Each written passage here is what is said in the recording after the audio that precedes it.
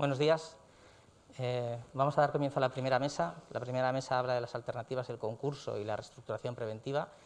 En principio el programa está dividido en dos partes. Una primera, donde hablaríamos del panorama actual sobre el derecho preconcursal, la normativa en vigor con el texto refundido de la ley concursal, y una segunda parte donde se avanzaría sobre el anteproyecto y esas modificaciones y el plan de reestructuración.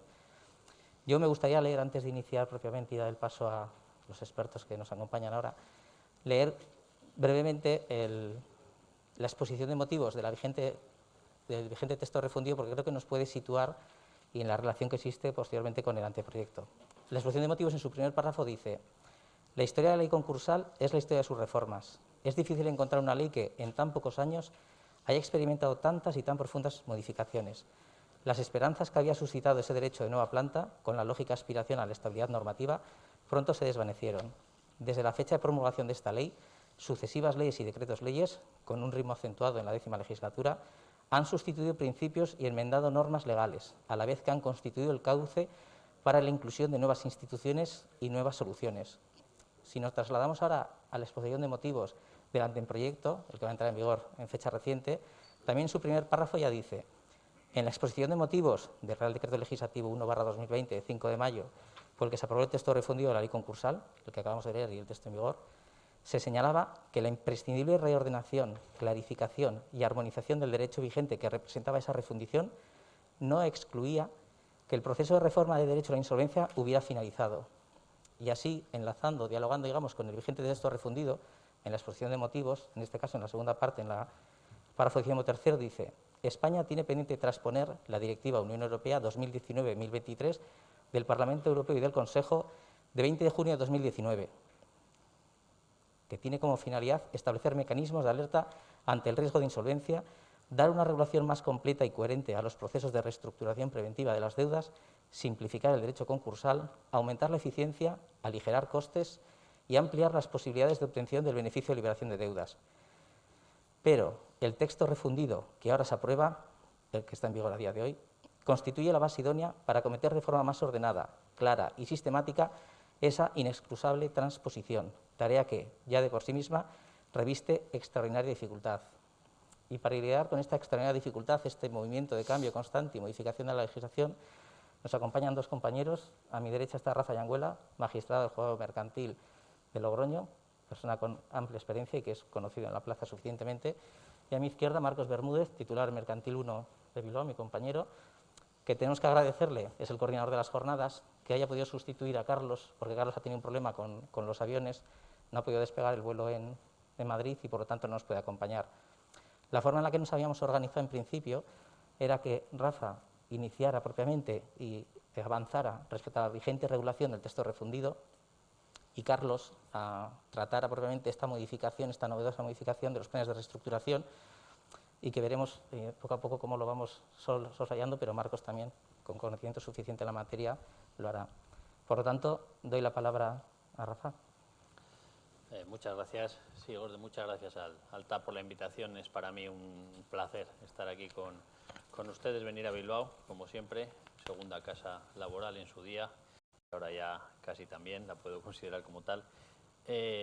Nos ha tocado hablar nos metemos de lleno en el denominado derecho preconcursal tan maltratado hasta este momento, tan dispersado, lo meto en un 5 bis, en un 5 ter, lo meto por ahí en el 71, lo hablo en la disposición adicional cuarta, vamos haciendo remiendos, lo meto en artículos que son kilométricos, vamos haciendo remiendos pero no nos damos cuenta de la importancia del mismo, no nos damos cuenta y sobre todo el legislador no se daba cuenta, pero poco a poco vio cuál era el problema. El problema ahora mismo es el peligro o la inseguridad que genera en el mercado una situación concursal, de tal manera que el hecho de que alguien esté en concurso no dice mucho a su favor, sobre todo en la cultura que tenemos en este país.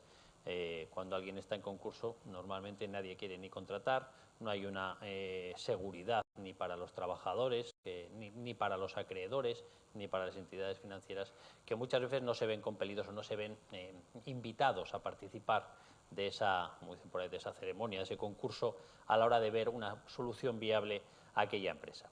Y desde ese punto de vista fueron realizándose las evoluciones desde el año 2009, 2011, 2014 y llegamos al texto refundido, que es en lo que me voy a centrar yo. Obviamente después tendremos también lo establecido en el anteproyecto, que era lo que se iba a centrar Carlos, pero bueno, Marcos, que es un suplente extraordinario, puede salir a la palestra sin ningún problema. Y llegamos al texto refundido. El texto refundido le da una significación importante no solo a los planes de reestructuración, a los acuerdos de refinanciación, sino todo a ese extremo o a este derecho preconcursal.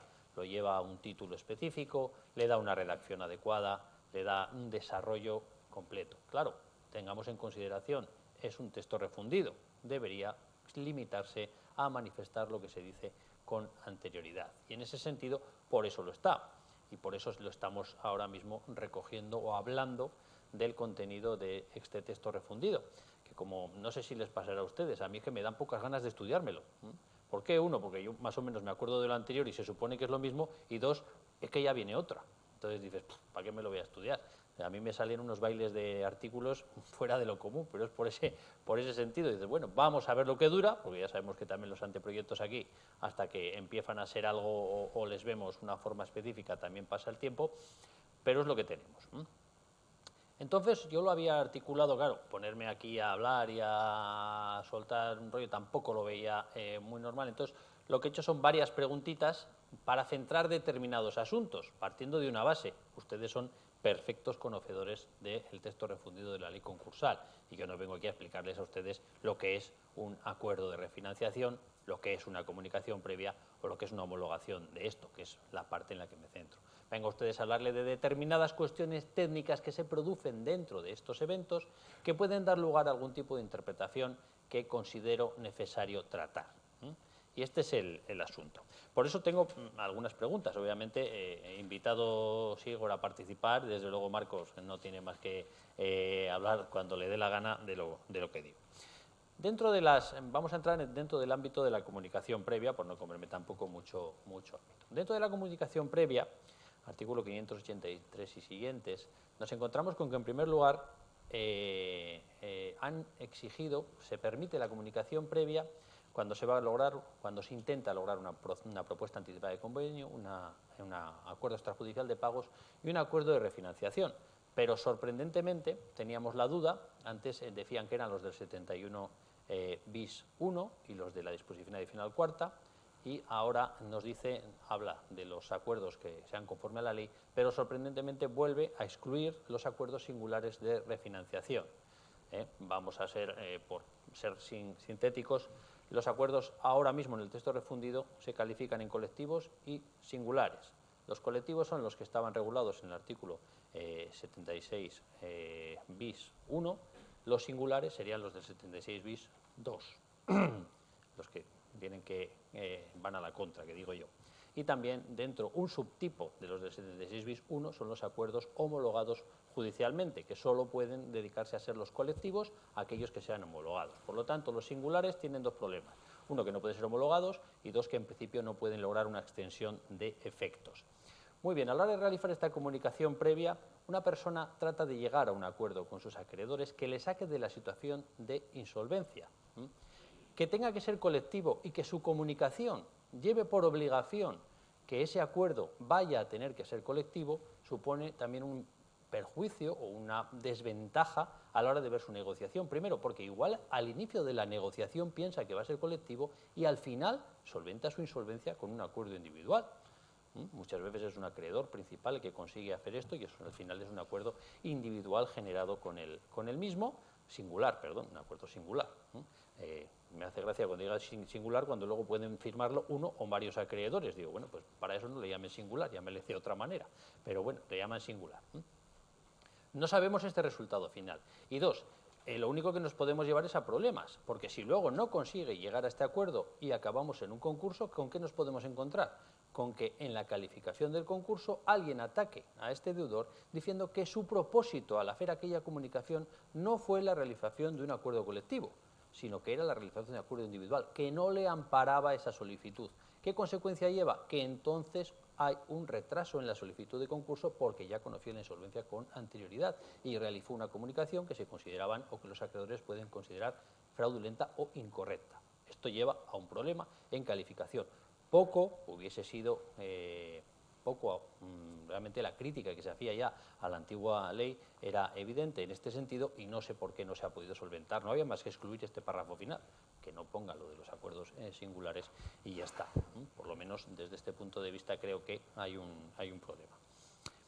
Además, exige estar, otra vez, habla de estar en insolvencia actual o inminente. Volvemos a estar en lo mismo. Vale que el concurso está generado, pensado obviamente, para aquellos acreedores con insolvencia, pero ojo que de la comunicación previa puede que realice una negociación de un acuerdo de refinanciación y mientras tanto necesite un escudo protector que no sabe si le llevará a una insolvencia o no. No creo que era necesario, creo que tampoco era imprescindible que el 583 controlase este requisito. Yo creo que lo tenía que haber dejado al aire y desde luego si son ustedes letrado de una persona o de una entidad que va a comunicar al juzgado, siempre les aconsejo, tiren de la insolvencia inminente porque al final lo único que hace es prejuzgar o avisar a los acreedores de una situación que igual lo único que genera son perjuicios para tu propia empresa durante ese tiempo.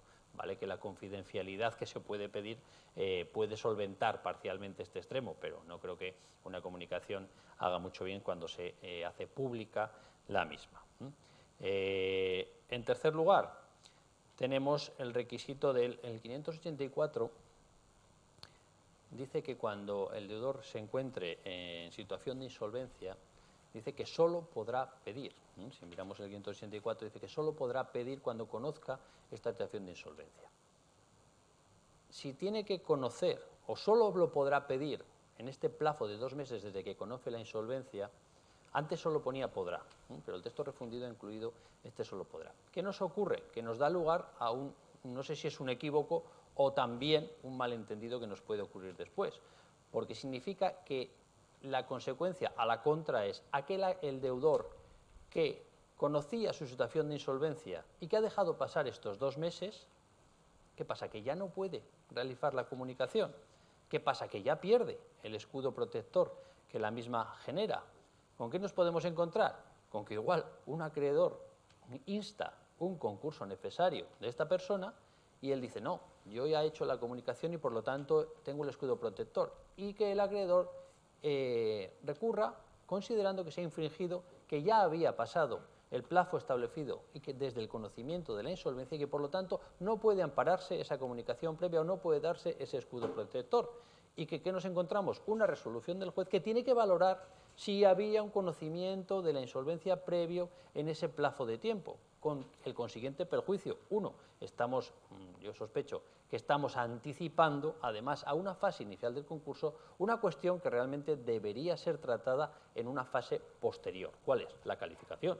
Claro, si tú ya le estás diciendo ha habido retraso desde el principio, igual te encuentras con que te estás a ti mismo prejuzgando para la calificación y 2, flaco favor le estás haciendo al deudor si se lo estás diciendo ya desde el principio porque será de los típicos que dirá, pues ahora te va a ayudar a seguir este concurso quien yo te diga, entre otras circunstancias. Por eso digo que considero que es un defecto, no es un defecto, tampoco sé por qué han puesto el solo podrá. O sea, también podríamos considerarlo un ultravires, ya que he visto que Aner empezaba con la cuestión, pues igual hay que decirlo, digo, es que igual se han pasado de la raya porque esto no estaba previsto antes únicamente ponía podrá y es una cuestión que creo que se debe tener en consideración. Efectos de la paralización.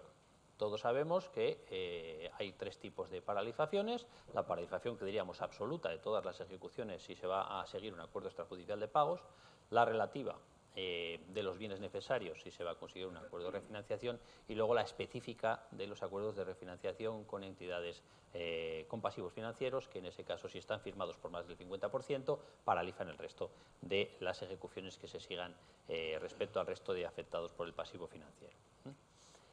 Esta paralización dura 3 meses o dura 2 meses en caso de que sea persona jurídica o empresario o sea persona física no consumidor. ¿Cuál es el problema? Que nos está diciendo que en principio se deberá solicitar la declaración del concurso. Pero, claro, el escudo protector de la paralización ya dice, dura 3 meses o dura 2 meses. Si solicitas el concurso y resulta que este no se declara, ¿por qué? Bueno, sabemos cuál es la situación de los juzgados. Puede que haya una demora en la tramitación de un juzgado de 2 meses, pues deja abierto un arco para empezar de 2 meses, si se ha hecho en plazo legal. 1. 2. Si hay un error en la solicitud, que normalmente se requiere de subsanación, provoca también un mayor incremento de estos plazos, que hace que haya un periodo de tiempo en el que la protección respecto a la paralización de las ejecuciones no funcione. Y nos podemos encontrar con que estas ejecuciones, iniciadas o no iniciadas, o se inician o suspendidas, se reanudan, y se logra el cobro de determinados créditos fuera del concurso, que no era lo deseable, una vez establecido el escudo protector.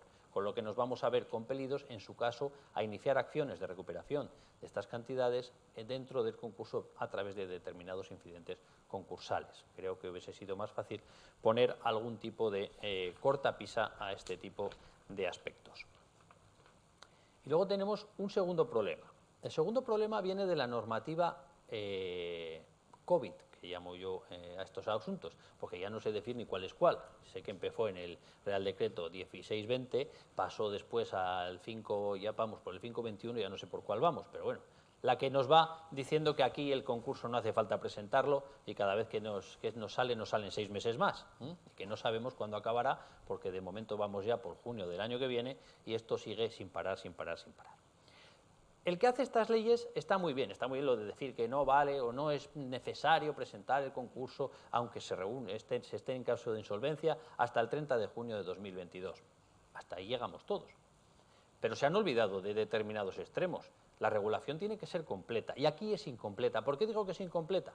Porque resulta que alguien ha realizado la comunicación previa. Dice que no es obligatorio solicitarlo si haya realizado o no esta comunicación. Si hemos realizado la comunicación previa, tenemos el escudo protector durante 2 meses. Después deberíamos solicitar el concurso. ¿Qué ocurre? No es obligatorio. No tenemos por qué hacerlo, porque la ley nos está diciendo que no tenemos que hacerlo hasta junio del año que viene. ¿Y qué pasa con estas ejecuciones? ¿Qué pasa? Que un acreedor hipotecario sobre la vivienda del concursado o sobre un bien necesario no puede instar la ejecución de esos bienes por impago. En principio sí. En teoría la ley no se lo impide. Pero, ¿cómo casa esto con este escudo protector? Claro, la oposición del deudor parece evidente. ¿Y por qué no sigue usted parándolo si yo no tengo obligación de solicitar el concurso? Si la ley me obliga a que el escudo protector es porque en ese plazo tengo que solicitar el concurso, pero no hay obligación de hacerlo en ese plazo, ¿qué pasa con este escudo protector? Esto me ha pasado en Logroño, o sea, es una ejecución hipotecaria instada frente a un acreedor que había hecho una comunicación y que han pasado estos 3 meses. ¿Cómo articulamos esto? Claro, el legislador no se da cuenta que al poner estas normas y solamente traspasarlo de uno a otro y de uno a otro, no tiene en cuenta este tipo de efectos. Pues este tipo de efectos yo personalmente lo he solucionado aplicando un criterio, en principio, lógico, teleológico de qué es lo que quiere la norma. Requiere que esta persona que ha instado una comunicación previa esté protegida durante el tiempo necesario hasta que tenga la obligación de instar el concurso. No la tiene hasta junio de 2022, por lo tanto, esa ejecución hipotecaria fue despachada, pero inmediatamente suspendida por el juego de la normativa concursal y de la normativa COVID. Esto es una cuestión que parece que no tiene importancia, pero ojo, que llevamos esta tontería, digo tontería por decir la circunstancia, el auto mío es de 15 de julio de este año y de momento vamos a tenerla suspendida ya hasta junio del año que viene. Por eso digo que es una cuestión que no podemos dejar de transcurrir. Esto en cuanto a la comunicación previa. Yo no sé si queréis comentar algo, decir algo. No estoy de acuerdo con esa solución. No está de acuerdo, ¿ves? Ya sabía yo que al final... Bueno, es una cuestión discutible, desde luego. Yo entiendo, aunque luego hablaremos de esta cuestión, bueno, antes de entrar en la discusión con el criterio de Rafa, y es un poco por animar la sesión. Lo primero, como ya ha dicho mi compañero Sigol, ya habéis visto que no soy Carlos Nieto, lamentablemente. Carlos se ha visto atrapado en el avión, embarcado en el avión y no ha podido aterrizar en Bilbao por culpa de la niebla. Se ha ido retrasando hasta que el aeropuerto de Bilbao ha estado operativo, pero ya no le daba tiempo a llegar a esta mesa y luego coger el vuelo que tenía que coger a la 1:30, con lo que lamentablemente no puede estar Carlos. Y lamentablemente, porque cuando le llamamos para intervenir, él siempre muestra toda su disponibilidad en intervenir en Bilbao, en este foro del TAP, siempre ha venido y siempre muy a gusto, pero además, en este caso, Carlos es, bajo mi punto de vista, que tampoco tiene que ser un punto de vista compartido por mí, pero es el mío, es máximo experto. Es que he dado 2 veces al botón y ha desaparecido la pantalla. Este tema de la reestructuración, de los planes de reestructuración, etc. Primero por la práctica. En Chrome. En Madrid ha tenido ocasión. Vale, gracias. Dicen que a Carlos no se le oye por esto. Sobre muchos planes de reestructuración o acuerdos de refinanciación que se han ido planteando, sobre todo en estas grandes empresas que tienen su sede en Madrid. No tanto se han presentado aquí en Bilbao, se han presentado algunos, Sigol tuvo ocasión de aprobar un plan de reestructuración de una empresa muy importante aquí del País Vasco, Eroski, pero en Madrid estos grandes acuerdos de refinanciación son más importantes y Carlos Nieto ha tenido la oportunidad de pronunciarse sobre la homologación de varios acuerdos de refinanciación de este calibre. Y además, desde el punto de vista académico, Carlos conoce toda la doctrina y expone de una forma absolutamente brillante todos sus conocimientos, tanto doctrinales como prácticos sobre la materia. Por tanto, si yo estoy aquí, estoy ocupando su silla, pero en modo alguno sustituyendo a uno de los compañeros más brillantes que tenemos en la carrera judicial, con lo que es una pena por él, porque ha estado desde las 4 de la mañana levantado, preparando la presentación y embarcado hasta que ha tenido que desembarcar, y sobre todo por nosotros, porque no hemos podido ir. Dicho esto, como decía Sigol y como decía Rafa, Marcos, ¿cómo lo hemos planteado? espera un segundo, es que no se te oye bien, parece ser. ¿Se me ha oído lo que he dicho de Carlos? Sí. Las personas que están en casa han indicado que no se oía, No se oía. entonces por eso.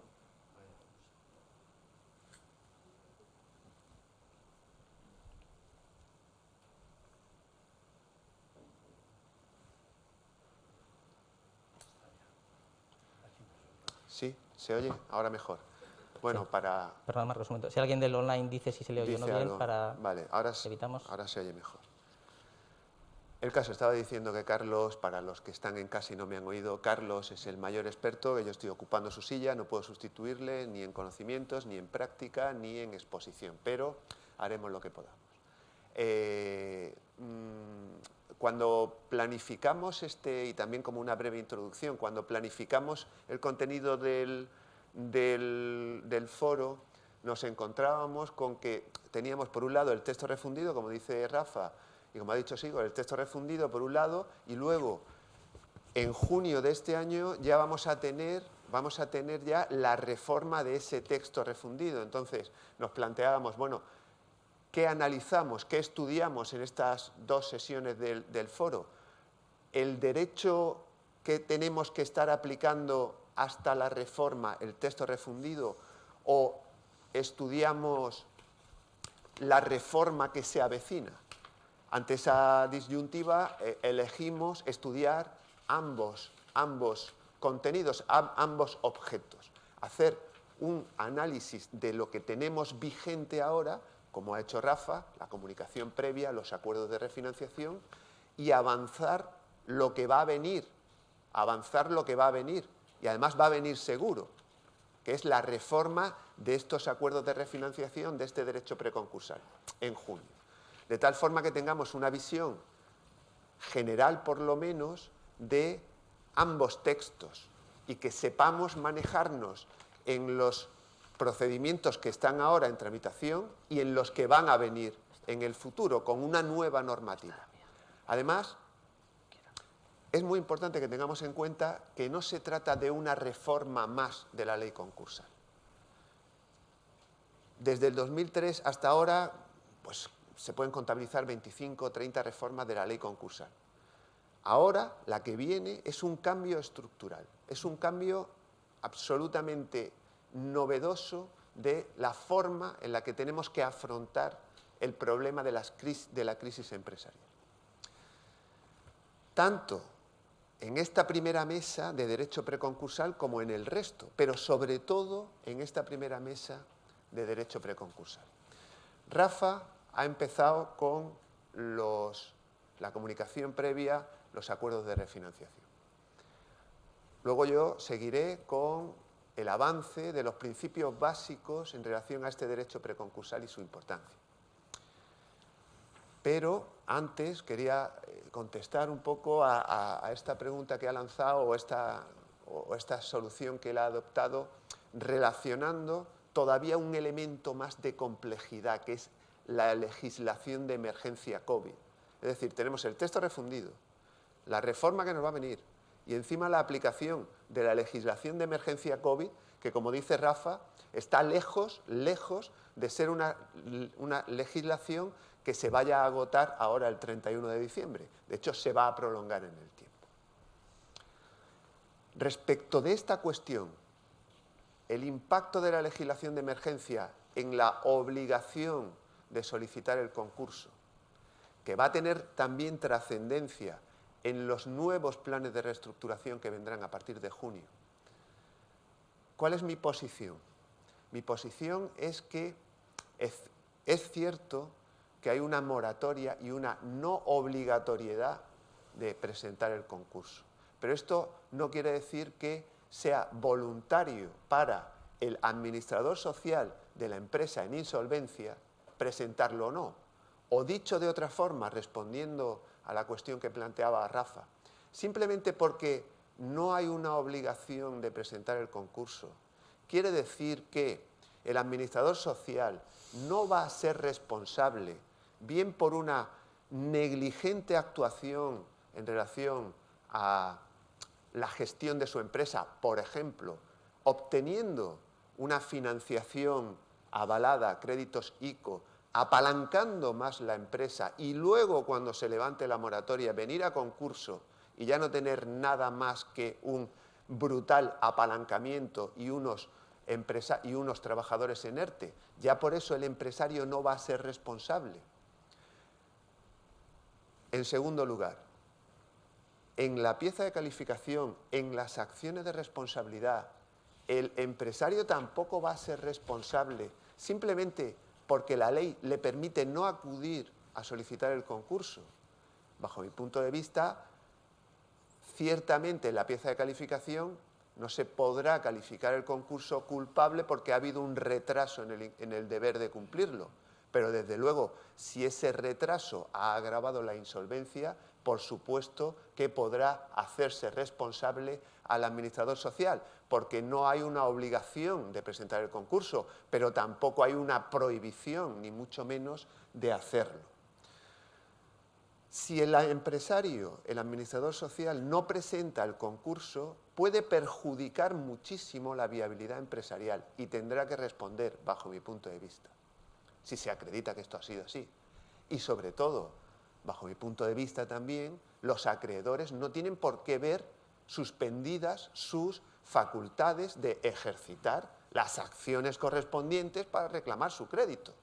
Para eso, para cortocircuitar la posibilidad de que un acreedor hipotecario pueda ejercer su derecho a presentar una ejecución singular ante un juzgado de primera instancia, no le basta al deudor decir que no tiene la obligación de presentar el concurso.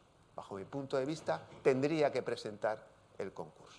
Por tanto, no estoy de acuerdo con esa paralización hasta que la moratoria se levante de la suspensión de las ejecuciones singulares o de garantía real. Y con esto termino. Ocurre que, en la práctica, que esta paralización de ejecuciones singulares, desde luego, no la asume la Administración tributaria, que lo que está haciendo es directamente embargar todos los saldos acreedores de la empresa, la tesorería, etcétera, etcétera. En este caso, desde luego, no se le puede decir a la Administración tributaria que, como hay una moratoria, levante el embargo.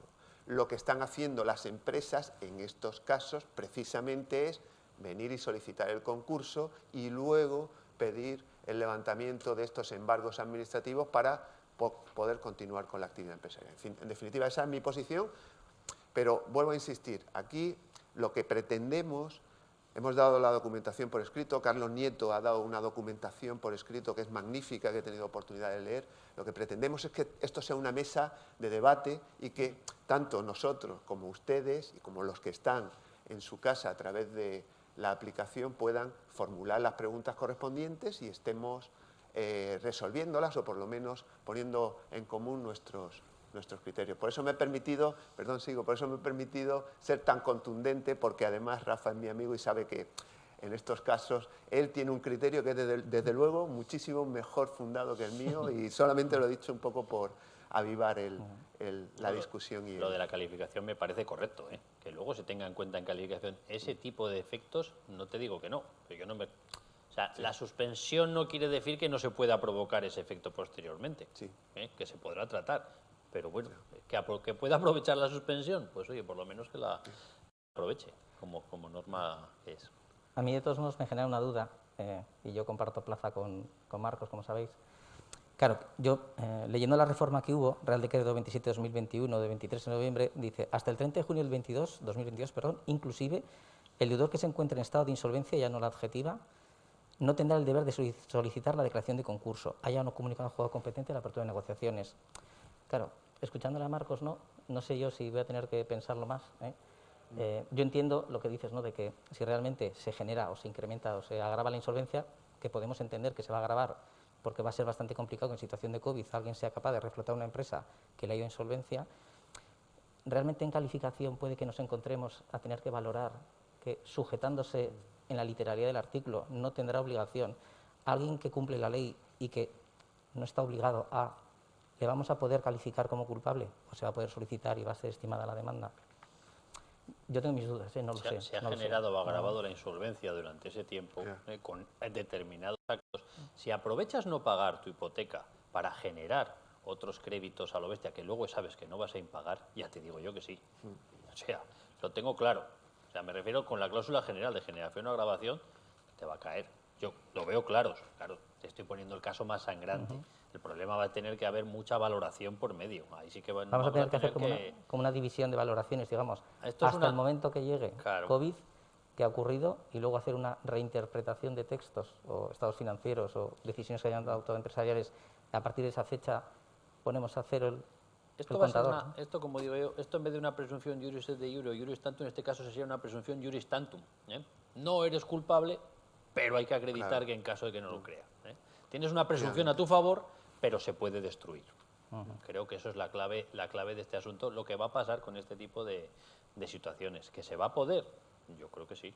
Si se demuestran este tipo de actuaciones dolosas o culpablemente generadas para generar o agravar todavía más esa situación, en vez de para intentar solventarla, yo no veo problema en que la calificación sea culpable.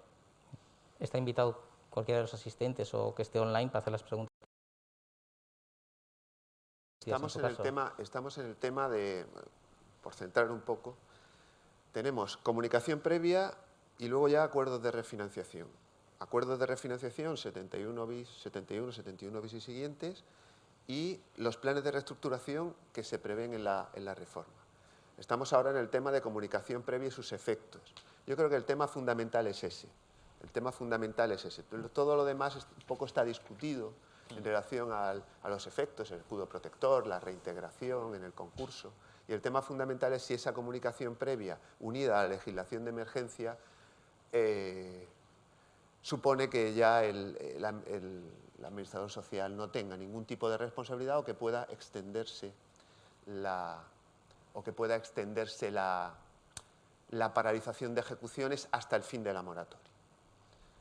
Si hay alguna pregunta en relación con esto, y si no, lo digo un poco por agotar el tema de la comunicación previa y luego ya pasar a los acuerdos de refinanciación, que también va a dar lugar a cuestiones. Gracias. Solo quería preguntarle a él si esa resolución está en la documentación de las charlas. No, pero la añado, no hay ningún problema. Que interesa. Y luego si es un criterio de su juzgado o de otros juzgados también.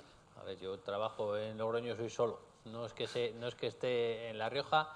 Quiero decir si hay otras resoluciones de Madrid o de Barcelona. Algún compañero me la ha pedido y sospecho que era para ponerla, pero no le sé decir. Ahora mismo no sé si es un criterio de otros sitios. Ya lo siento. Solo con citar a don Rafael Yanguela, ya con eso ya proyecta sus efectos más allá de la Rioja. No es un auto extremadamente complicado, pero bueno, tuve que decidirlo y es de 15 de julio, eso sí que lo sé. Entonces lo añadiré a la documentación. Lo mismo que, como ha dicho Marcos, yo también he hecho una presentación que se os suministrará. La de Carlos Nieto está también en la base, o por lo menos yo la he visto.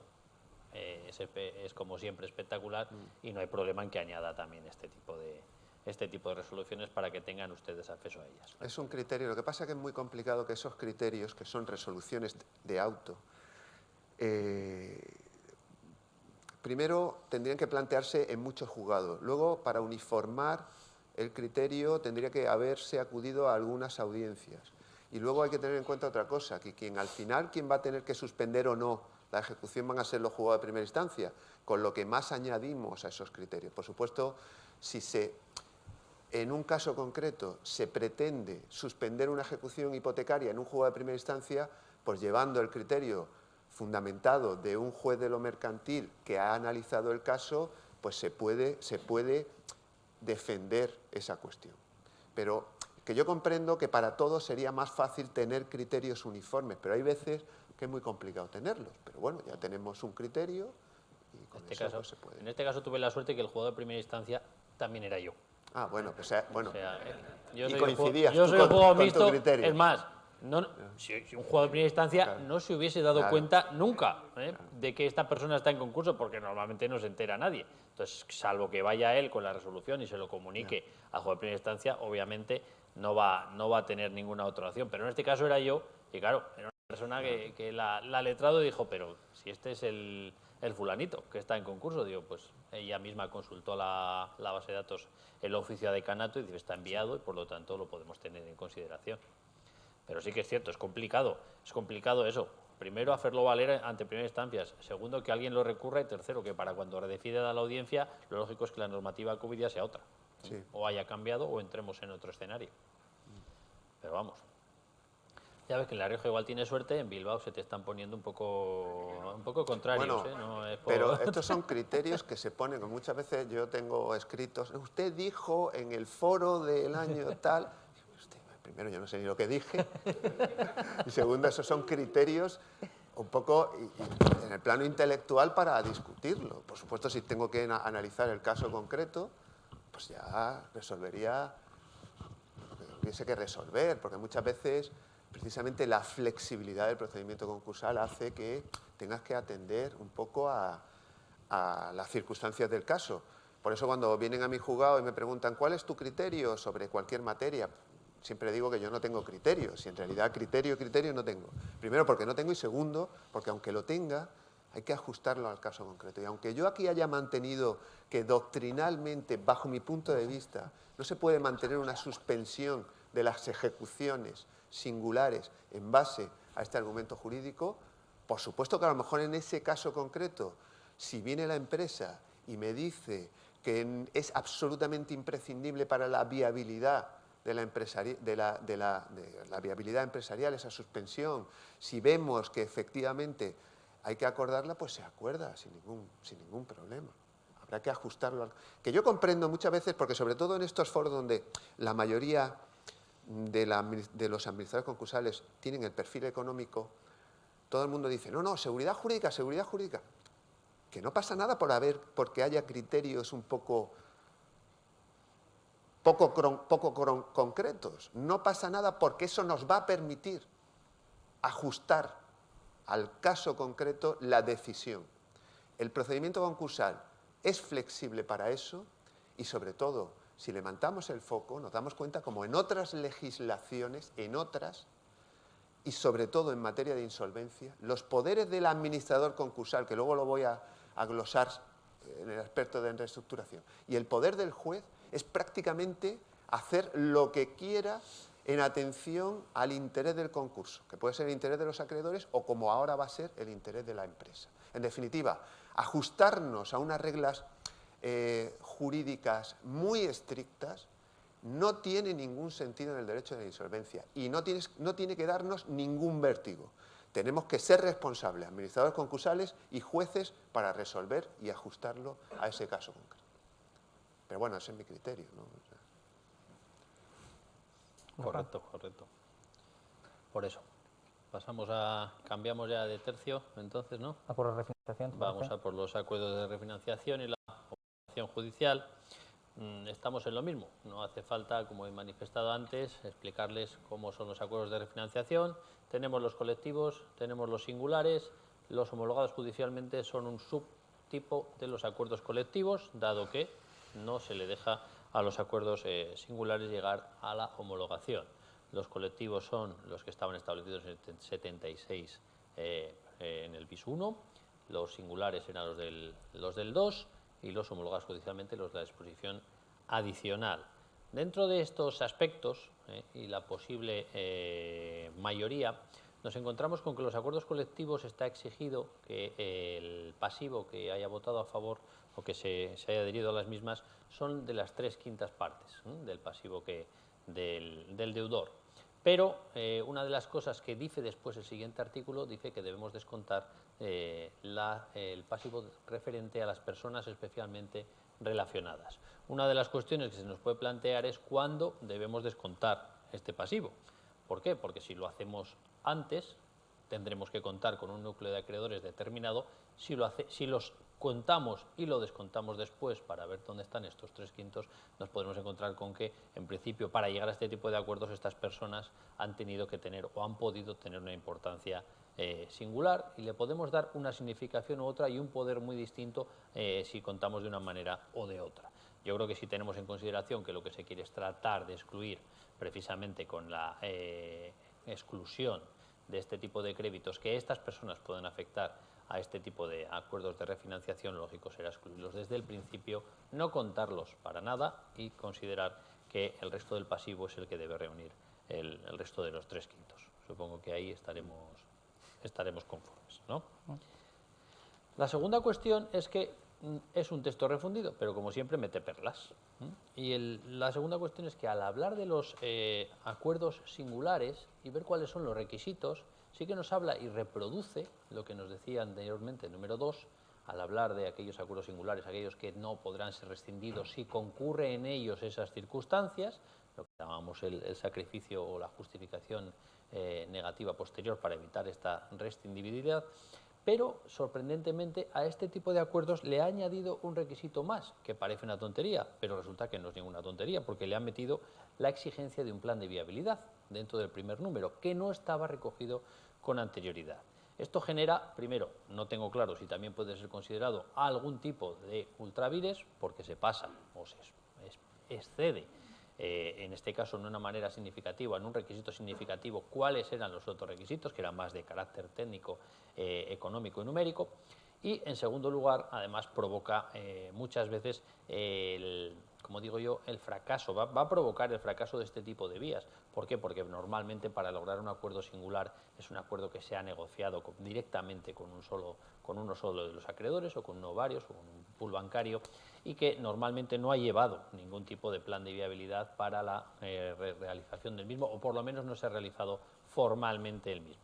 El hecho de que no se haya realizado va a suponer que a la hora de oponer este tipo de acuerdos a la rescindibilidad, directamente exigiendo este plan de viabilidad, va a suponer que pueda rebajarse el éxito de esta causa de oposición, por un lado, y dos, que pueda rebajarse la posible pretensión de un deudor de lograr este tipo de acuerdos singulares, porque al final lo único que le va a generar, desde luego, desde el principio, si tiene que realizar este plan de viabilidad, es igual un esfuerzo económico que en ese momento no tiene y que preferiría jugarse, buscar un acuerdo singular, pero solo con alguna de las entidades, que igual no va a tener protección a la hora de tener un acuerdo o a la hora de verse compelido o posiblemente rescindido de él mismo.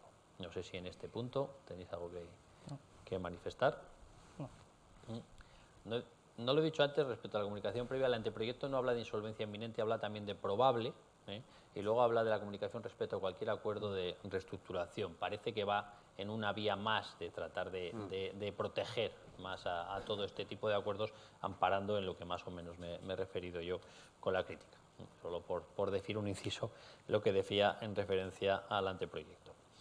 En tercer lugar, nos encontramos con que a la hora de negociar un acuerdo de refinanciación, el 604 ha metido un segundo requisito o un tercer requisito, además de volver a hablar de la situación de insolvencia actual inminente, que vuelvo a decir que debería ser un poco tomada con pinzas, o que creo que no era la situación adecuada haberlo dicho, exige como un tercer requisito, y esto sí que es una novedad, el que no esté declarado en concurso. Claro, decimos todos, hombre, es lógico, si estamos en un derecho preconcursal y que alguien tiene que salir de esta situación para que no esté en insolvencia, lo lógico es que no se haya declarado el mismo, pero esto no lo exigía la ley anterior, y no lo exigía hasta tal punto en el que, no está aquí, pero Carlos Nieto llegó a aprobar un acuerdo de refinanciación en el que los créditos financiados eran todos créditos contra la masa, y realizaba una negociación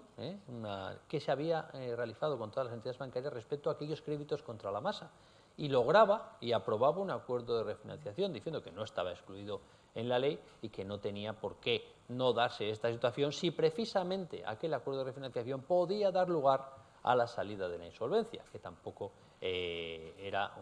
la ley concursal impedía este tipo de situaciones, y consideraba, por lo tanto, que desde ese punto de vista no entendía que no pudiese darse este acuerdo de refinanciación.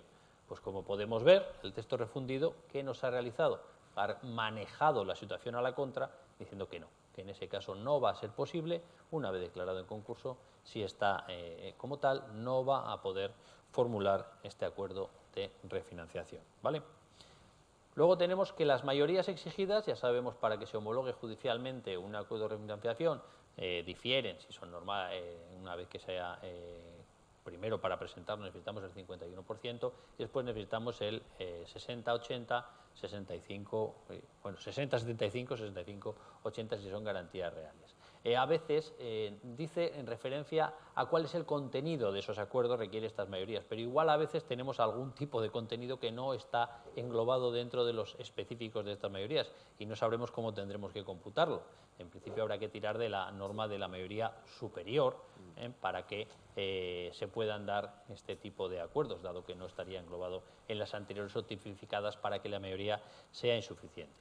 Y en segundo lugar, a la hora del cómputo de mayoría se recuerda que si, aunque se solicite que el acuerdo se homologue y se extienda a los efectos para lograr una mayoría superior, si luego no se ha logrado la misma, lo primero, no se puede modificar, recordemos, la homologación del juez no puede modificar el contenido del acuerdo, aunque quizás sí puede amparar que se mantenga las mayorías que sí que se han obtenido. En caso de que se haya obtenido la mayoría restringida, la mayoría relativa, podríamos dar amparo a la misma sin llegar a la mayoría reforzada, o incluso si se da la mayoría respecto a los acreedores de pasivo financiero normales, frente a los que tienen garantía con privilegios especiales, y no se logra su mayoría, sí que puede ampararse el régimen de mayorías establecido para el resto de pasivos financieros.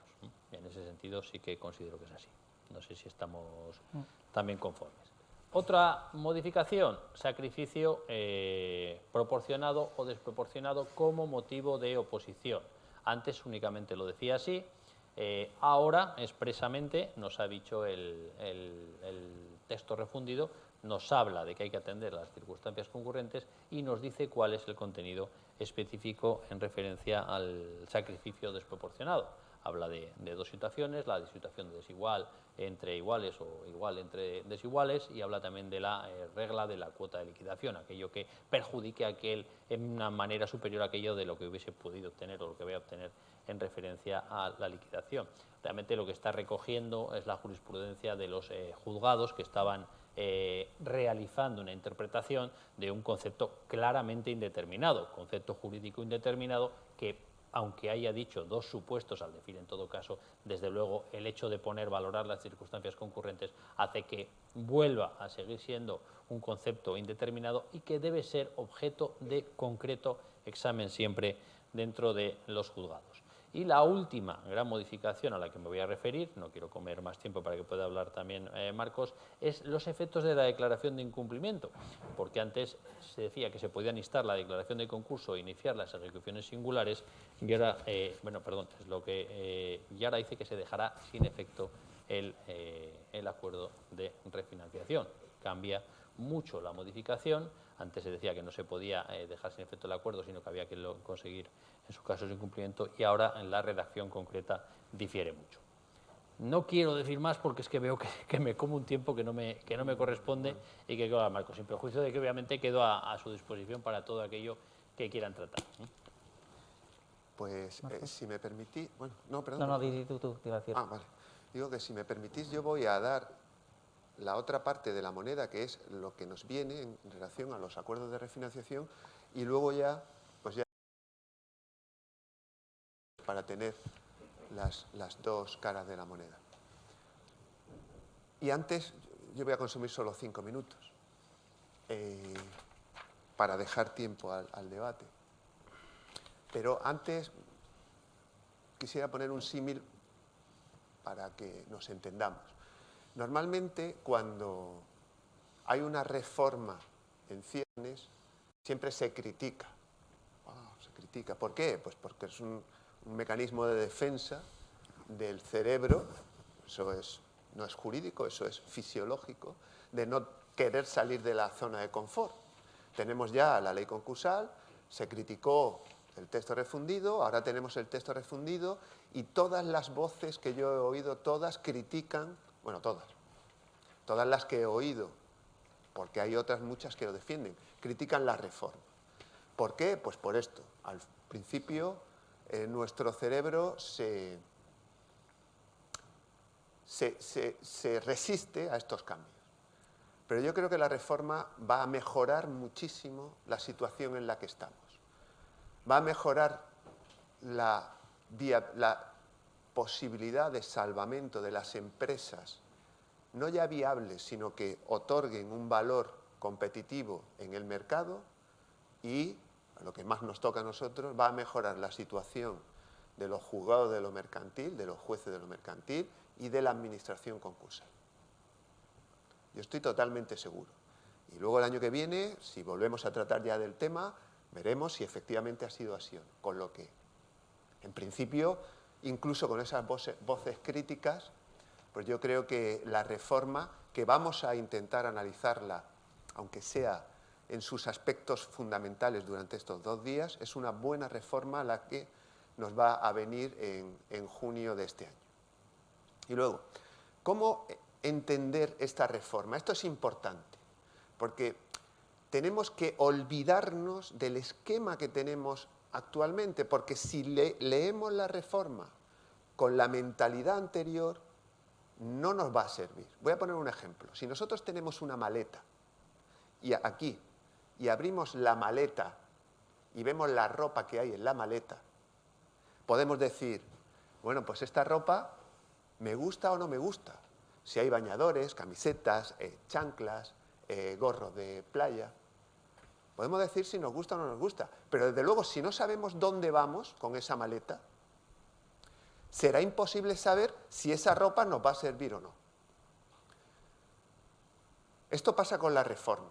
Si leemos la reforma y no sabemos dónde vamos, podemos decir, es que yo prefiero, en lugar de meter bañadores, chanclas, zapatillas de deporte y gafas de sol, prefiero anoraks, bufanda y guantes. Pero tenemos que saber si vamos a las Bahamas o si vamos a los Alpes. ¿Qué ocurre con la reforma? Que la reforma nos cambia el destino totalmente. Nos cambia el destino. No vamos a la tutela de los acreedores. Vamos a otro sitio totalmente distinto, que es el mantenimiento de la viabilidad empresarial. Por eso, como no vamos a la tutela de los acreedores, decimos, es que esta ropa no nos sirve, es que vamos a ir con bañadores a los Alpes. No nos sirve, nos vamos a congelar, vamos a meter un anorak. No. Tenemos que saber que no vamos a tutelar a los acreedores. Eso va a pasar en los planes de reestructuración y va a pasar en el procedimiento de micropymes. Los acreedores dejan de ser la base del sistema para pasar a ser la viabilidad empresarial. ¿Por qué? Pues porque se ha decidido así. Se ha decidido así, es una decisión que ni tan siquiera es nuestra. Es una decisión que viene de Europa. ¿Por qué? Pues porque se entiende que manteniendo la viabilidad empresarial, todos, incluidos los acreedores, incluidos los estados, incluidos los ciudadanos, con este principio de libertad de empresa, con una mejor redistribución de los productos, de los bienes y servicios, premiando al empresario más viable y más eficaz, ganamos, todos ganamos. Aunque haya una minoración de los derechos de los acreedores en un concurso concreto. Ese es, bajo mi punto de vista, el objetivo. Por eso cambiamos totalmente la ley. Es una reforma que parte del texto refundido, pero que va a otro sitio. Cuando íbamos a los Alpes, ahora vamos a Bahamas. Y por eso hay que entender la reforma así. Y no criticar tanto, o sí criticarlo, pero saber que es que los acreedores pasan a un segundo plano, el que los acreedores, por ejemplo, se encuentren con un procedimiento de microempresas en los que no van a poder intervenir, en los que no se va a nombrar un administrador concursal para fiscalizar la actividad del deudor, salvo que lo paguen los acreedores. O en estos acuerdos de refinanciación, en los que partiendo de un plan de viabilidad se va a hacer un acuerdo por clases de acreedores que va a permitir aprobar ese acuerdo incluso con un sacrificio importante de una determinada clase de acreedores. En definitiva, este es el paréntesis. Esto es así, llegamos así. Llegamos así de una evolución histórica. El derecho romano antiguo, el acreedor era el más protegido, el deudor pagaba con su vida o con su libertad las deudas impagadas, porque el más protegido era el acreedor. Incluso había pena de muerte. Ahora ya no. Ahora ya tenemos en el concurso de la persona física el beneficio de la segunda oportunidad para que el acreedor, el deudor, pueda liberarse de sus deudas, y en los concursos de personas jurídicas o de personas físicas también, empresarios, los planes de reestructuración. Dicho esto, planes de reestructuración. ¿La reforma en qué consiste? Primero, se parte del texto refundido, pero para eliminarlo totalmente. Eliminarlo. Si leen el anteproyecto de ley, dice, bueno, el libro tercero lo eliminamos totalmente. Aquí no hay... O sea, que todo lo que han hecho la Comisión de Legislación, de Codificación para aclarar, pues lo que decía Rafa, 71, 71 bis, disposición adicional cuarta, vamos a aclararlo, acuerdos singulares, no singulares, eliminado. De hecho, le cambian el nombre. Ahora, ¿qué tenemos? Los planes de reestructuración. Planes de reestructuración cuya base, ¿cuál es? Dos. Primero, como decía Rafa, no se puede estar en insolvencia, porque si se está en insolvencia no podemos ir a un plan de reestructuración. Es decir, si no tenemos la capacidad de pagar las deudas ahora o dentro de 2 meses, ni en insolvencia actual ni en inminente, no podemos ir a un plan de reestructuración. Esta es la teoría. Luego es muy complicado distinguir entre preinsolvencia, es decir, situación de crisis. Insolvencia es complicado, pero la teoría es esa. Insolvencia, no insolvencia, sino preinsolvencia, una situación de crisis, de tensión que obliga a la empresa a adoptar medidas de reestructuración. Eso lo hacen todas las empresas, ¿vale? Y punto número 2, el plan de viabilidad. El plan de viabilidad pasa a ser la clave de bóveda del sistema. Decía Rafa, ¿hay un ultravires? Bueno, ¿habrá ultravires o no habrá ultravires ya en el texto refundido que se va a eliminar? Pero desde luego los planes de reestructuración tienen que venir basados necesariamente en un plan de viabilidad que luego pueda examinarse por quién, por el experto en la reestructuración, por los acreedores, por el juez que vaya a homologar el acuerdo y valorar el sacrificio desproporcionado, por el juez que vaya a examinar las acciones de responsabilidad frente a los administradores sociales. Preinsolvencia y plan de viabilidad, redactado por expertos económicos en plan de viabilidad. Segundo lugar, ¿este acuerdo de refinanciación en qué va a consistir?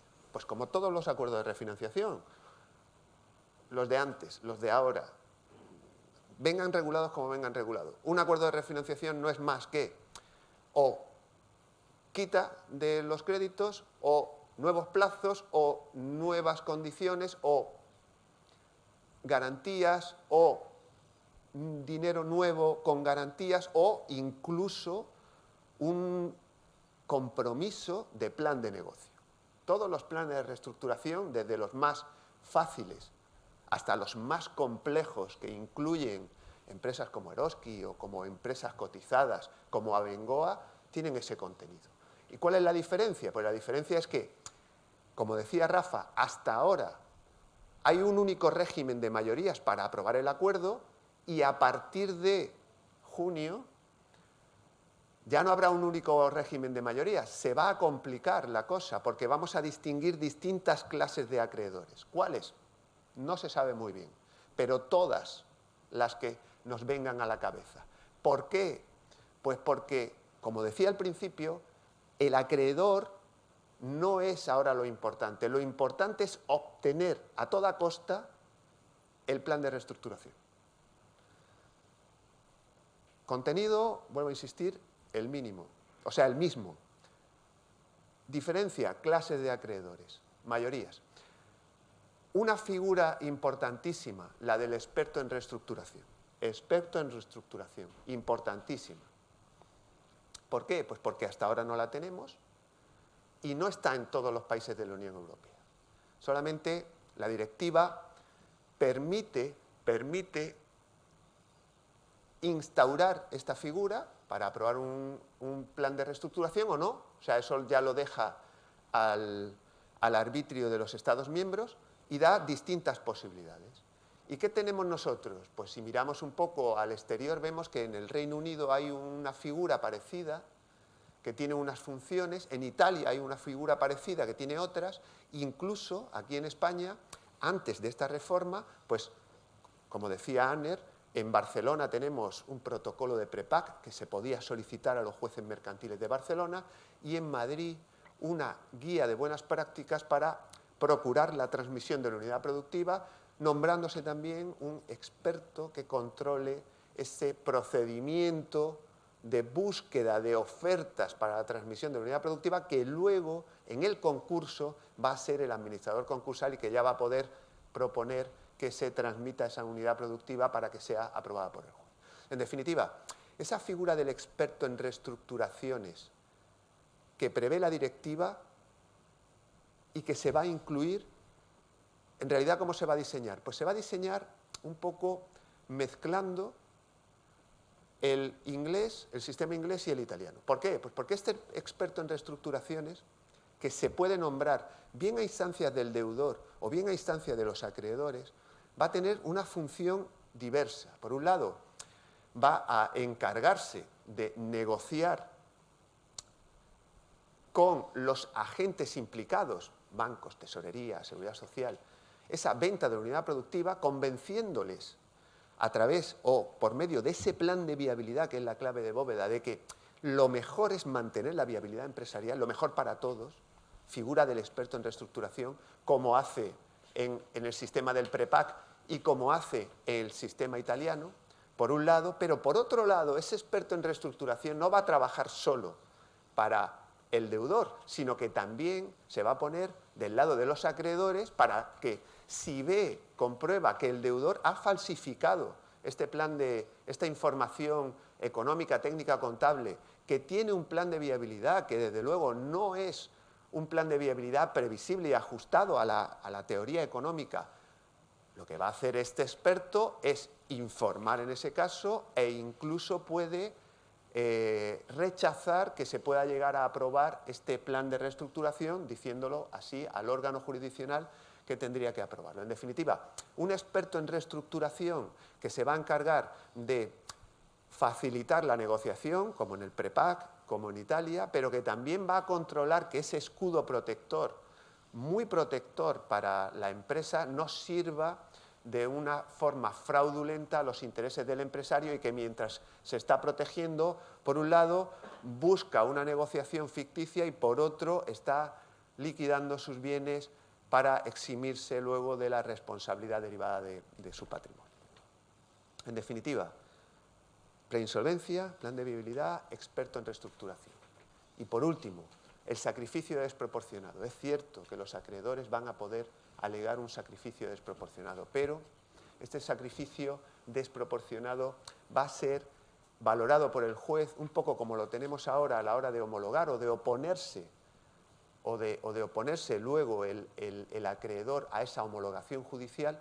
Va a caber la posibilidad de un recurso de apelación frente a esa decisión del juez de primera instancia, resolviendo si hay o no un sacrificio desproporcionado, que ahora mismo, como ustedes saben, no existe, recurso de apelación que va a permitir que las audiencias examinen todos estos criterios y puedan, con un trámite urgente, resolver estos asuntos y puedan interpretar la norma y interpretar también el plan de viabilidad y este interés del concurso, mantenimiento de la viabilidad empresarial y el interés de los acreedores. En definitiva, y con esto ya concluyo, vamos a un cambio fundamental, vamos a un destino distinto, tenemos unas herramientas muy modernas, faltan por implementarse, desde luego, los mecanismos de alerta temprana que en otros países ya están implementados, como en Italia. Aquí parece que se le va a exigir a la agencia tributaria, a la seguridad social.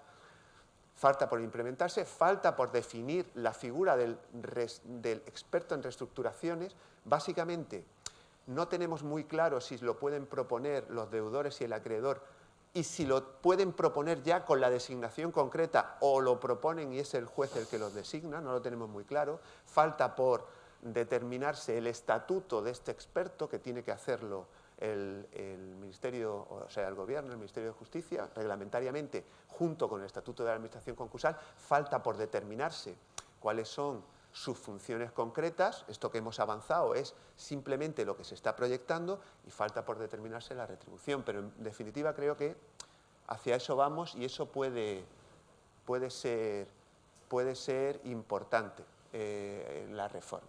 Vale.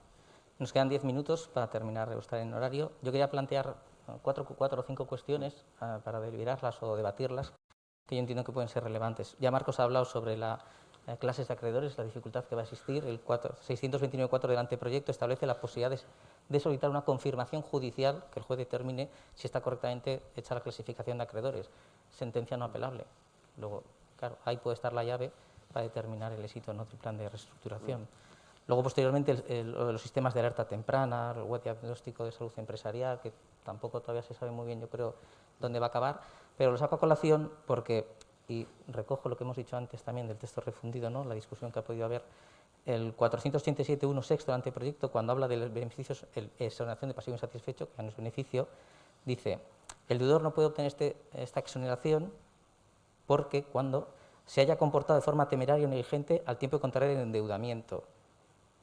Relato con la tesis que seguía Marcos y dice luego en la letra D, hay que valorar esta circunstancia en caso de empresarios si el deudor utilizó herramientas de alerta temprana puestas a su disposición por las administraciones públicas. ¿Cómo se va a acreditar? Cada vez que uno accede a esa web, si hay una web, no lo sé, habrá un registro, habrá un chivato, si se me permite la expresión, donde quede constancia, Hacienda, Tesorería, organismos públicos, de esa falta de salud, esa insolvencia, esa probabilidad de la insolvencia. Yo no sé cómo va a balancear aquí la ley o cómo quedará, pero bueno, se va a poder valorar. El problema es el de siempre. ¿Quién va a utilizar esto?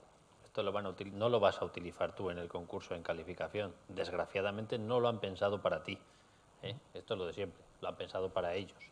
Van a pegar una derivación de responsabilidad directa amparándose en este tipo de asuntos, teniendo ellos única y exclusivamente las pruebas. No van a compartir contigo ni con el resto de acreedores la pasta. Si lo pueden realizar ellos directamente. Lo están haciendo ya. O sea, las derivaciones de responsabilidad son evidentes. No está pensado en ti, está pensado en ellos. Claro, yo lo que quería decir es, cuando un deudor acuda al juzgado y llega al trámite final y pida la exoneración, ¿cómo se va a valorar si realmente en fase previa, preconcursal, acudió o examinó propiamente esa insolvencia? Esto es cuestión igual que más de diseño, de estructura, de pensar cómo puede resultar. Mira, a mí a día de hoy solo se me oponen al beneficio de exoneración los acreedores públicos. Sí, pero mañana no sabemos. Y ellos vuelven a tener las armas. Y ojo que las utilizan. Además, me hace gracia, porque normalmente son ellos los que de repente me piden deme traslado de toda la documentación presentada por el deudor con la solicitud de concurso y la solicitud y con la acuerdo extrajudicial de pagos para valorar su posible mala fe. Joder, qué gracioso. Digo, yo no le tengo que dar traslado de todo eso, ya tiene usted herramientas. ¿No? Además, en una me dijeron, para posibles derivaciones de responsabilidad, digo, joder, pues sí que vamos rápidos. Digo, pues lo siento, pero este no es el lugar. O sea, que veas que ellos van a lo que van. La duda que a mí se me plantea es el uso que se va a hacer de esas herramientas públicas en principio, protección de datos, si queremos llamarlo, ¿no? O esa posibilidad de confidencialidad que el empresario tenga de poder consultar si está en una situación de probabilidad de insolvencia, situación, estado de insolvencia hacia de hoy, cuando se apruebe el anteproyecto, ¿no? Es la duda que me genera, ¿no? ¿Cuál es el uso que se pueda dar o cuál es esa información, dónde va, por luego la derivada que tiene? Porque te están esperando en la puerta de atrás, exoneración, para poder no exonerarte si no has acudido en su día. Quizás es una ficha para cerrar el sistema, que como sistema es correcto. Otra cosa son los intereses que pudiera haber. Luego otro tema es porque yo entiendo, Marcos ha hablado del experto en reestructuraciones. Claro, el experto en reestructuraciones, al fin y al cabo, desde mi punto de vista, asesora, acompaña, pero no es el que decide. Al fin y al cabo, la decisión tiene que estar en el deudor, o eso opino yo. No sé esto cómo se ve o las dudas que puedan existir, que es el que va a tomar la decisión. Y al fin y al cabo, la decisión, desde mi punto de vista, va a estar en el deudor. Y esto lo quiero relacionar con el derecho societario, el desapoderamiento del socio que puede existir. Sí.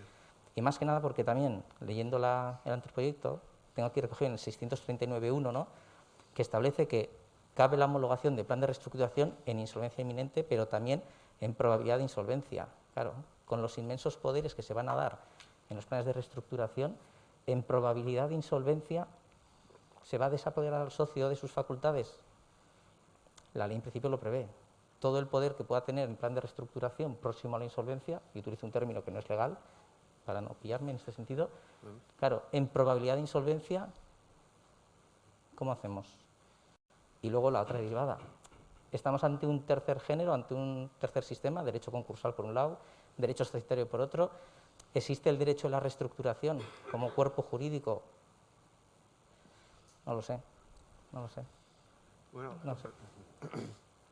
Son dudas por que se me supuesto, plantean. la legislación concursal, en este caso también preconcursal, bajo mi punto de vista, no hay ninguna duda en que prevalece en relación con el derecho de sociedades. No lo había antes con las modificaciones estructurales dentro del concurso, que no había que pedir la ratificación de la Junta. No lo había antes tampoco con la venta en liquidación de los activos esenciales que conforme a la ley de sociedades de capital había que pedir también autorización a la Junta, y no lo va a haber ahora cuando la sociedad está en preinsolvencia. Vale que ciertamente con esta nueva norma se amplía el espectro y no solo en insolvencia es aplicable esta legislación concursal, también en preinsolvencia, pero es lo que quiere el legislador, procurando la viabilidad empresarial. Por tanto, si se desapoderan a los socios, eso es cierto, pero ese desapoderamiento está justificado por una tensión grave de la tesorería. O sea, no en cualquier caso vamos a acudir a un acuerdo de refinanciación para hacer y deshacer por voluntad del Consejo de Administración, sino únicamente en aquellos supuestos en los que esté justificado. Y eso se puede justificar. Ustedes mejor que nadie saben que con informes económico-contables, con ratios, con análisis de la contabilidad, con propuestas. Estoy de acuerdo, pero planteamos en el derecho societario las peleas que existen en impugnación de acuerdos sociales y el dichoso derecho a información. ¿Se va a acceder a dar información por esa probabilidad de insolvencia para detectar si ese plan de reestructuración que se está solicitando que me desapodera como socio?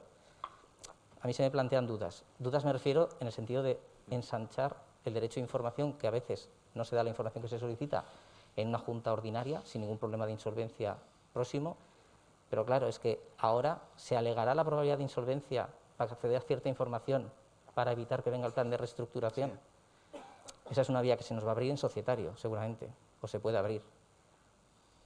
No lo sé, simplemente lo planteo como, bueno, y como duda. Se planteará sí, que sea una herramienta utilizable, pero sí, a ver, es que la normativa es la que es. O sea, sí, una vez que entras dentro del ámbito, entras en un proyecto de reestructuración, asumes todas las consecuencias que tienes que asumir. Entonces, yo planteo en este caso el acreedor que requiere esa el socio que requiere esa información y saca a colación probabilidad de insolvencia, acceso a información específica, por si acaso mañana me plantean, ¿no?, el mercado yo creo que ahí se nos va a complicar, aunque Marcos entiende que vamos a vivir mejor, vamos a llamarlo así, si se permite, o que va a cambiar el régimen, ahí sí puede cambiarnos, el societario puede resurgir en esta materia, me da la sensación, no sé. Y luego una cuestión ya quizá más local, y por el foro en el que estamos, el 688.1 del anteproyecto, hablando sobre las microempresas, pero aunque no es parte de esta materia, pero como habla el experto en reestructuración, o ya me dirán, que dice, las comparecencias, declaraciones y vistas, y en general todos los actos procesales del procedimiento especial de microempresas se realizarán mediante presencia telemática. Esto lo planteo porque, claro, economistas, auditores, las comunicaciones con el juzgado, si no tienen procurador o letrado, se realizan en papel. Claro, si vamos a este sistema de comunicación telemática, no sabemos cómo acabará. Claro, los economistas, auditores, ¿cómo se van a comunicar? Porque en justicia SIP no tienen acceso. Pues tendrán que hasta tenerlo. ahora. Tendrán que tenerlo. Claro, pero hay que decir, es una reforma que viene. En La Rioja nos ha costado varios años conseguir que lo Claro. tengan y ahora lo tienen. Pero a día de hoy no, entonces yo digo, si en 6 meses, previsible, cambia la ley, entra, quizá de la noche a la mañana estemos discutiendo quién es el experto y quizá el experto lo tengamos a la puerta del juzgado sin poder entregar el papel, porque no tiene esa conexión. No, por supuesto la norma necesita Salvo primero contratando un implementar un sistema informático, Eso te iba a decir. por supuesto, Sí, sí, interoperable, eso Dicen por ahí en esa norma. claro, por supuesto. Yo lo planteo simplemente como es una cuestión sí. no jurídica, pero que podemos hacer grandes disquisiciones jurídicas y encontrarnos el 20 de junio, por poner una fecha, ¿no? Sí, Que un colectivo amplio de profesionales que reúne las condiciones de expertos realmente en reestructuraciones necesiten, que no digo que no, coger un procurador para poder presentar esos escritos y pierdan, digamos, esa conexión que quieren tener. Simplemente para que el colegio... Claro, por supuesto los que puede profesionales- que no esté el sistema, que no esté el reglamento de la administración concursal, que no esté el estatuto del experto. Todo eso puede que no esté. Puede que no esté. Se está trabajando, ya no sé si estará o no. Y solamente una matización. Cuando yo he dicho que nosotros viviríamos mejor, Bueno, lo he dicho es mal, nosotros perdón. como jueces del concurso. Sí, Por perdón. supuesto, no como jueces de lo mercantil. Como jueces de lo mercantil habrá más conflictos societarios, sobre todo en aquellos procedimientos de microempresas donde no hay un concurso para ventilar la responsabilidad, habrá más acciones de responsabilidad. No, a nosotros nos tienen que incrementar el sueldo, a los jueces de lo mercantil. Eso es otra de las cuestiones, reivindicaciones No, pero sí, yo sí creo necesarias. que cuando planteé esta posibilidad de tercer género, de hecho era la reestructuración, no sé si existirá en este sentido académicamente, pero yo creo que a nosotros se nos va a desviar el trabajo, a nosotros como jueces de lo mercantil hablo, del derecho concursal, la pelea se nos va a ir al derecho societario, que yo creo que es donde va a estar ahí el caballo de batalla. Y entonces, claro, estamos hablando de concursal, pero realmente estamos en derecho societario, o derecho de la reestructuración, perdón. Pero yo creo que ahí nos cambia un poco el prisma, aplicando categorías distintas, derechos sociales, ¿no?, a cuestiones de insolvencia que en principio son concursales. Pero bueno. Ciertas. ¿Alguna intervención? ¿Alguien quiere aportar alguna ¿Quiere cuestión, aportar? alguna crítica o duda, sugerencia? Pues si en principio no hay más cuestiones y en el foro online tampoco veo que nadie haya escrito, pues damos por concluida la sesión. Me han comunicado antes a la organización que lamentablemente por normativa COVID no se puede ofrecer el refrigerio o el acceso que había otros años. Vaya por Dios. Entonces no hay posibilidad. Fuera de la universidad hay hay unos cuantos locales donde podrían tomar, o en la cafetería de la universidad incluso, y que en principio, salvo indicación en contrario, a las 12:30 se reanudaría la sesión, ¿de acuerdo? Vale. Pues muchas gracias a todos. Gracias.